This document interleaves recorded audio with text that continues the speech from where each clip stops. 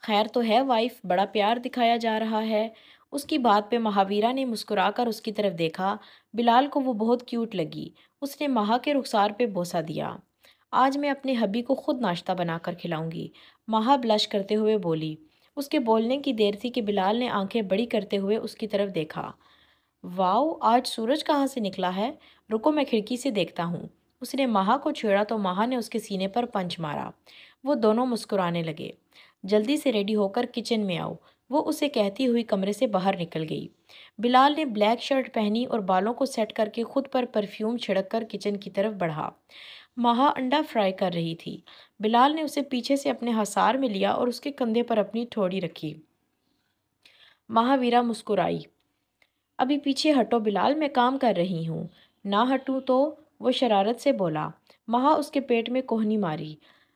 وہ اپنا پیٹ پکڑتا ہوا اس سے دور ہوا۔ اب تو ہٹ گئے نا؟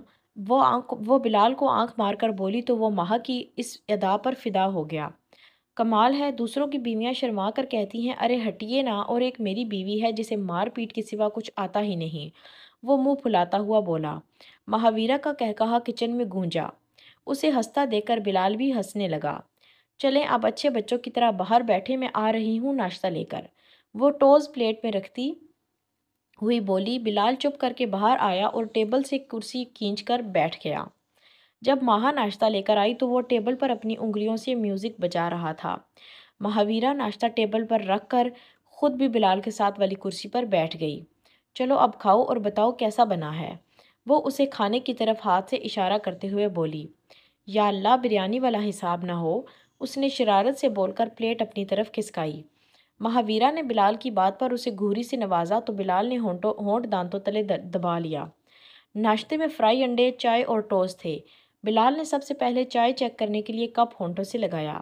اب مہاویرا اسے دیکھتے ہوئے اس کے جواب کا انتظار کر رہی تھی۔ کیا یار وائف، تمہیں تو کچھ بھی ڈھنگ سے نہیں بنانا آتا، اس نے کپ ٹیبل پر رکھ کر منہ بسورا۔ مہاویرا پریشان ہوئی، وہ نظریں جھکا گئی۔ بلال نے کن اکھیوں سے مہا کی طرف دیکھا، وہ اپنے ہاتھوں کو مسل رہی تھی، اسے لگا وہ ابھی رو دے گی۔ بلال پریشان ہوا، اسے کیا معلوم تھا وہ اتنی سی بات دل پہ لے لے گی، وہ تو اسے چھیڑنے کے لیے ایسا کہہ رہا تھا، ورنہ چائے اسے بہت مزے کی لگی تھی۔ کیا ہوا میری جان، میں تو مذاق کر رہا تھا، اس نے مہا کی کرسی کھینچ کر اس کا رخ اپنی طرف کیا۔ مہاویرا اب صحیح میں رونے لگی تھی۔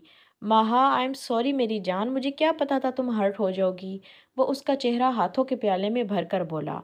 اور کیا نہ ہوں ہرٹ، پہلی بار کسی کے لیے ناشتہ بنایا ہے، وہ بھی اپنے شوہر کے لیے، اور آگے سے ایسے کہہ رہے ہیں آپ؟ اس نے اپنی شرٹ کے بازو سے آنسو صاف کیے۔ اس کی بات سن کر بلال کو اس پہ پیار آنے لگا۔ اس نے مہا کو اٹھایا اور اپنی گود میں بٹھایا۔ وہ ابھی بھی کچھ نہیں بولا تھا مگر اس کی آنکھیں سب کچھ کہہ رہی تھیں جو اس کے دل میں تھا، مگر وہ دشمن دل اس کی آنکھوں میں دیکھتی تو ہی سمجھتی۔ وہ اپنے دونوں ہاتھ بیڈ پر رکھے رو رہی تھی، اس کی آنکھوں سے آنسو ایک ایک کر کے بیڈ کی چادر بھگو رہا تھا۔ آہل نے ہاتھ بڑھایا اور اس کی آنکھ سے نکلنے والا ایک موتی چن لیا۔ ذائشہ نے اس کا ہاتھ جھٹکا تو وہ موتی آہل کی انگلی سے پھسل کر نیچے گرا۔ ذائشہ، مت لو اپنی گندی زبان سے میرا نام، اتنا کہتے ہوئے وہ پھر سے رونے لگی۔ آہل کا دل تڑپ اٹھا، احتجاج کرنے لگا، کیوں اتنا ظلم کرنے پر تلی ہوئی ہے وہ دشمن دل؟ کیا قصور ہے میرا؟ وہ اتنا ہی بولا۔ قصور؟ ابھی بھی صرف قصور کی بات کر رہے ہو تم؟ تم مجرم ہو میرے، تم قاتل ہو میرے دل کے، میری خوشیوں کے، وہ ہچکیوں کے ساتھ بولی۔ آہل ٹھٹک کر رہ گیا کہ ایسا کیا ہو گیا کہ وہ اس پر اتنا بڑا الزام لگا رہی ہے۔ کیا ہے میں نے ذائشہ، کیوں اتنی تکلیف دینے پر تلی ہو مجھے؟ اپنی جان نکلتی ہوئی محسوس ہو رہی ہے، اس کی آواز سے دکھ جھلک رہا تھا۔ اور میری جان تم لے چکے ہو آہل، تم دھوکے باز ہو، تم نے مجھے دھوکا دیا، وہ چلائی۔ کون سا دھوکا دیا ہے؟ میں نے سچا پیار کیا ہے، تم سے شادی کرنا چاہتا ہوں۔ سچا پیار؟ کیا تم جیسا نفس پرست انسان بھی سچا پیار کر سکتا ہے؟ وہ اس کی آنکھوں میں دیکھتے ہوئے بولی۔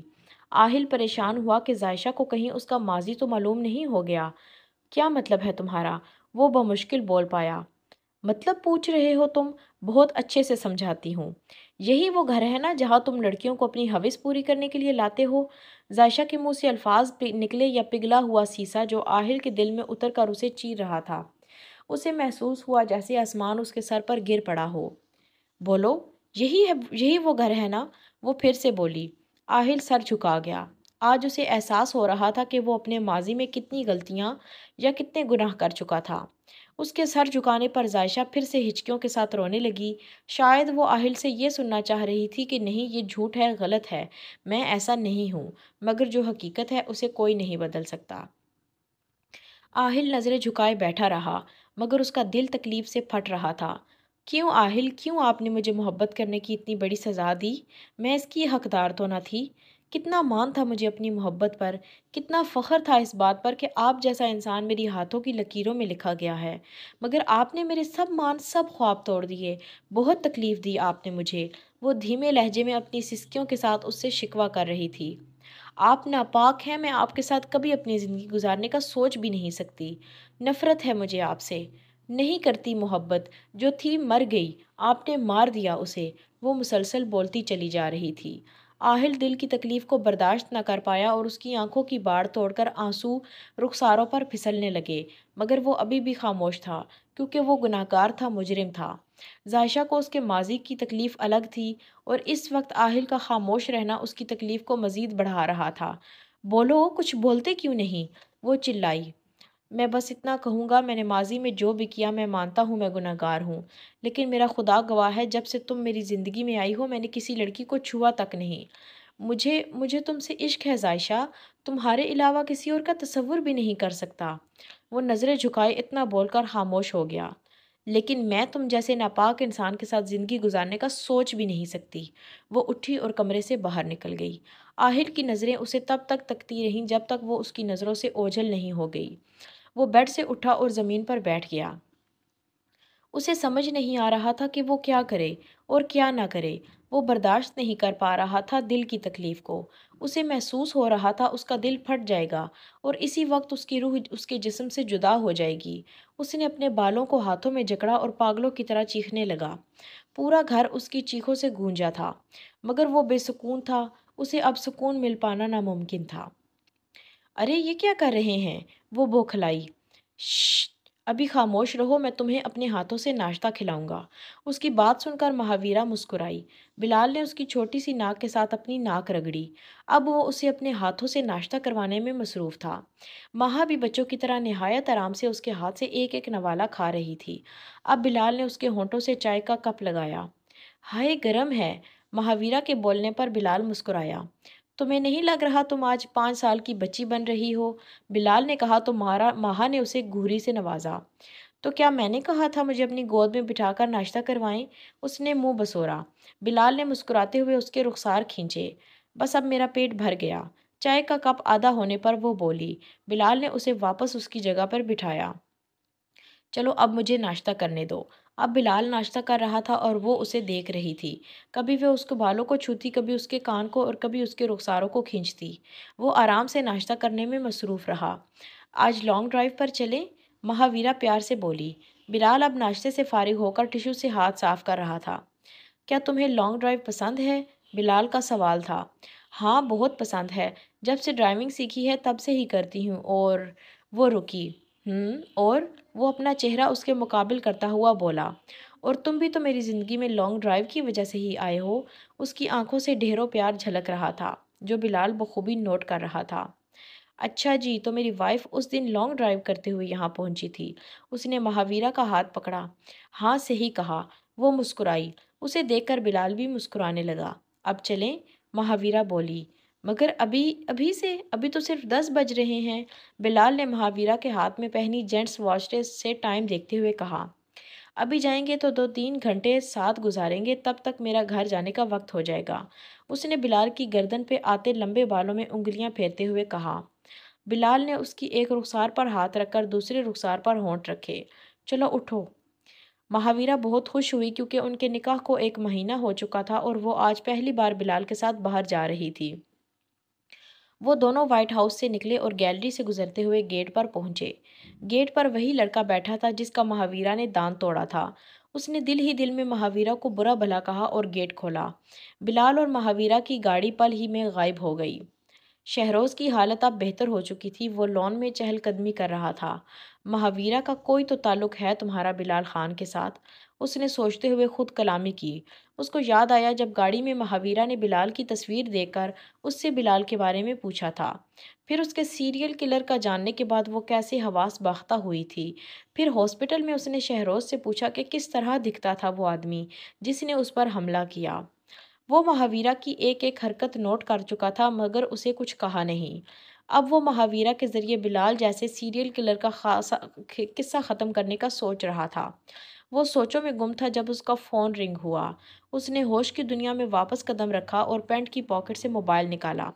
اسکرین پر سلطان صاحب کا نمبر جگمگا رہا تھا۔ شہروز نے کال ریسیو کر کے سلام کیا۔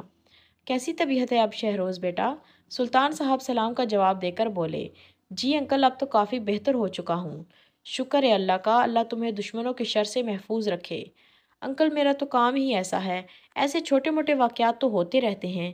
اچھا بیٹا پھر پتہ چلا وہ کون شخص تھا؟ سلطان صاحب کو دلچسپی ہوئی۔ آج کل تو میں جہانگیر دادا جو پاکستان سے اب لنڈن شفٹ ہو چکا ہے اس کا کیس سالو کر رہا ہوں اور ساتھ ہی اس کے خاص آدمی بلال خان کا بھی۔ اب یا تو وہ آدمی جہانگیر دادا کا بھیجا ہوا تھا یا پھر بلال خان کا، یا پھر سلطان صاحب دلچسپی سے سن رہے تھے جب شہروز رکا، یا پھر کون؟ سلطان صاحب کو تجسس ہوا، یا پھر بلال خان خود؟ شہروز کہتے ہوئے طنزیہ مسکرایا۔ اسے اس رات سے ہی شک تھا کہ وہ بلال خان ہے، اسی لیے وہ اس کا نقاب اتارنے کی کوشش کر رہا تھا۔ پھر ہاسپٹل سے گھر آتے ہی اس نے بلال کی تصویر نکال کر دیکھی تھی، وہی کالی آنکھیں جن سے شہروز کو کنفرم ہوا کہ وہ بلال خان ہی تھا۔ آہل اور ذائشہ کی شادی کی تاریخ طے ہو چکی تھی۔ مہینے کے آخری ہفتے کی 28 تاریخ رکھی گئی۔ آہل خوشی سے پھولے نہ سما رہا تھا۔ ٹھیک ایک ہفتے بعد اس نے ذائشہ کے گھر بارات لے کر جانا تھا۔ اس دن کے بارے میں سوچ سوچ کر وہ خود کو ہواؤں میں اڑتا ہوا محسوس کرنے لگا۔ ہر وقت اس کے خوبصورت ہونٹوں پر خوبصورت سی مسکراہٹ رہنے لگی۔ اسے اس دن کا بے صبری سے انتظار تھا۔ وہ ذائشہ کے خیالوں میں گم لاؤنج میں بیٹھا مسکرا رہا تھا جب مہاویرا اس کے پاس آ کر بیٹھی۔ واہ کیا بات ہے بھائی، بڑا مسکرایا جا رہا ہے، اس نے بتیسی دکھاتے ہوئے آہل کو چھیڑا۔ تم زیادہ سوال نہیں کرنے لگ گئی؟ آہل نے مہاویرا کے کان کو پکڑا۔ آہ بھائی کیا کر رہے ہیں، درد ہو رہا ہے۔ آہل نے ہنستے ہوئے اس کا کان آزاد کیا۔ اف آپ نے تو کان اتار ہی لینا تھا، میں نہ کہتی تو، وہ اپنا کان مسلتے ہوئے بولی۔ آہل اپنی چھوٹی بہن کی حرکتوں پر مسکرانے لگا۔ بھائی آج رات آپ کہیں نہیں جائیں گے، ہم نے شاپنگ پر جانا ہے، یاد ہے نا آپ کو؟ وہ آہل کو انگلی دکھاتے ہوئے بولی۔ میں نے کہاں جانا، یہی ہوں میں، تم تیاری رکھو۔ آہل اس کی انگلی نیچے کرتا ہوا بولا۔ مہا مجھے تیار ہوتے کون سا ٹائم لگنا ہے؟ اس کی بات پر مہاویرا کی ہنسی نکلی۔ ارے ہاں میں تو بھول ہی گیا تھا، تم میری بہن نہیں بھائی ہو۔ آہل نے اس کے سر میں ہاتھ پھیر کر اس کے بال بکھیرے۔ او ہو نہ کریں، صرف بال ہی تو ہیں جن کے لیے میں ڈریسنگ ٹیبل استعمال کرتی ہوں۔ آپ نے میرا ہیئر سٹائل خراب کر دیا، جیل لگا کر بٹھائے تھے۔ اس نے منہ بسورا۔ اچھا اب سیٹ کر دیتا ہوں۔ آہل نے پھر سے اس کے بالوں میں ہاتھ پھیر کر انہیں مزید بکھیرا۔ بھائی سیدھی طرح کہو کہ اٹھ جاؤ یہاں سے، میں نے فیوچر پلاننگ کرنی ہے۔ وہ صوفے سے اٹھتے ہوئے بولی۔ رکو ذرا، کیسے زبان چلنے لگی ہے تمہاری؟ وہ اٹھنے لگا جب مہاویرا نے دوڑ لگائی۔ اس کی سپیڈ دیکھ کر لاؤنج میں آہل کا قہقہا گونجا۔